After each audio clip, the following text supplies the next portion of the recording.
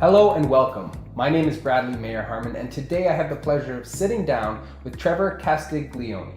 Trevor is running for town council in the town of Orangeville. Thanks for being here today, Trevor. Thank you, sir.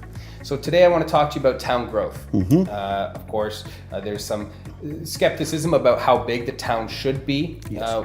What's your opinion on how large the town can get and if it should get any larger? Well, I've lived here for 40 plus years, and I've seen this town just go from a little wee, one horse town, let's say, to what it's become today. And unfortunately, now we're at that point where the province is dictating to us how we have to grow.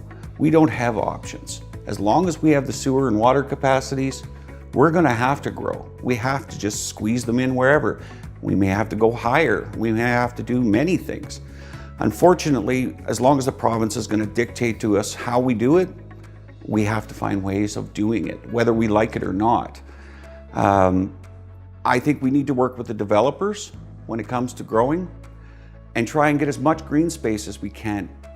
Our watersheds just need to be revitalized on a regular basis. And if we keep putting asphalt over everything and houses, we can't do that.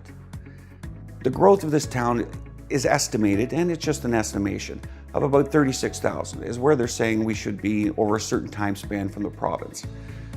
I want to try and hold that as much as we can. We have too many boundaries. We have too many limitations.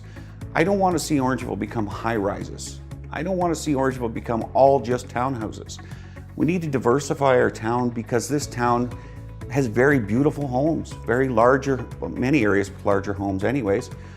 I don't think we can just sit here and say that we need to put high rises in, that we need to put townhomes in. We need to have a variety. Keep Orangeville the way it looks now. Try and make it so that it's that unique character that wants and needs of the residents are shown and taken care of, and that people want to come and see that. Fair enough. Well, thanks again for talking to us about town growth today.